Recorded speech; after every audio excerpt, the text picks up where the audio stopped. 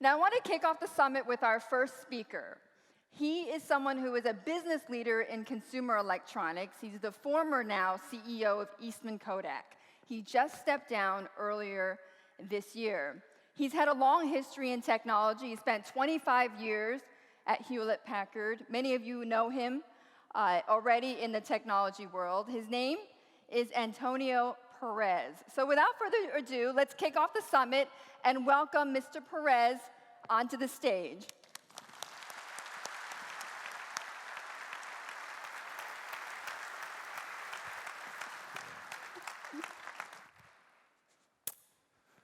Thank you very much, everyone.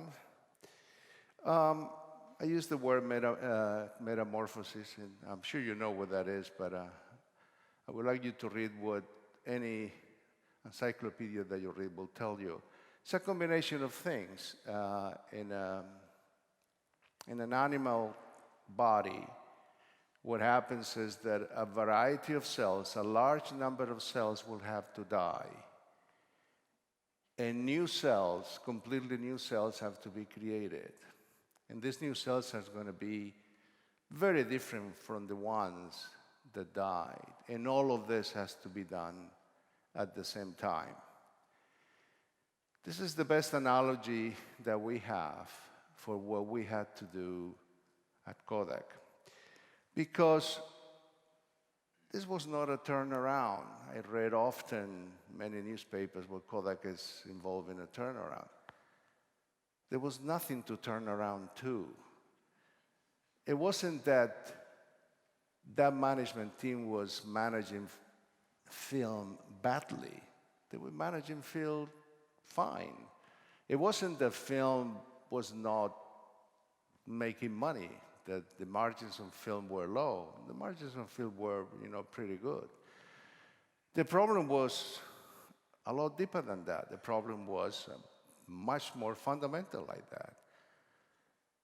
Their market was going away, and was going away dramatically. Film was going down 30, 40% down.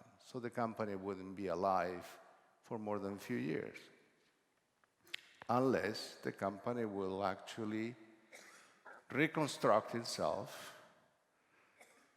and build a completely new company that it wouldn't have anything to do with film, because film was dying. You don't displace 50,000 employees around the world without creating a worldwide crisis, unless you do it very carefully, very well. We did all sorts of things. I'll give you a few examples. In many cases, we created business parks. We will work with the local authorities and say, we will give you for free all the assets we have here, the buildings, the energy that we create here, everything. If you help us to bring small companies, they can come and use all of these facilities, but with one condition only: they have to keep the employees.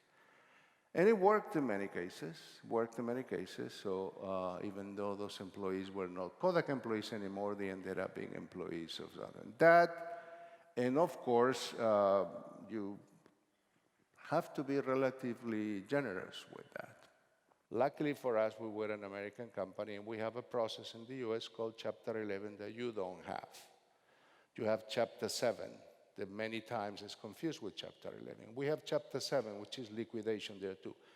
Chapter 11, actually, that just helps you to deal with all these issues, which we did, 18 months. We eliminated all of those liabilities from the company. We came out in September last year, and the company is completely clean of those liabilities. Again, a lot more than $3 billion of liabilities that have been eliminated. We have a new company. Film is restructured, and the new company is growing very nicely. In the last year, we named a new CEO. I worked with him, great CEO. I worked with him for 6 months. New chairman, did the same, went around the world with them.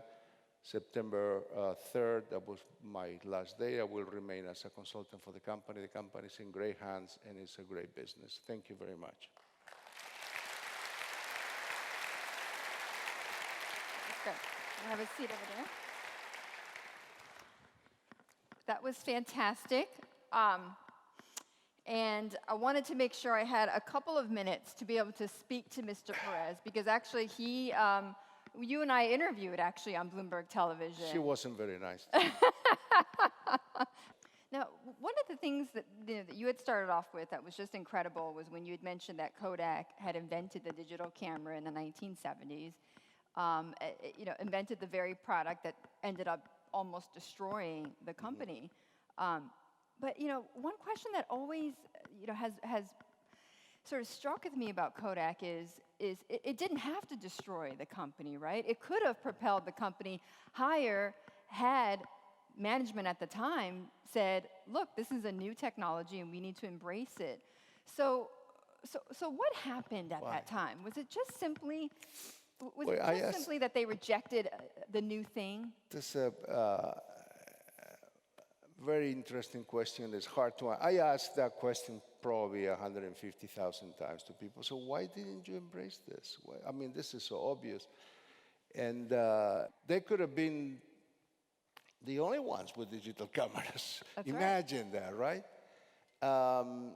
And I think it's this immune system. They created something. Yeah, remember, one roll of film like that we used to buy for $4, it cost them cents to make.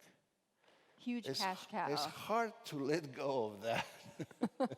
It's very hard to let go of that. All right, Mr. Perez, thank you so much for joining us today for the President's Institute. Thank you. Thank you. Thank you.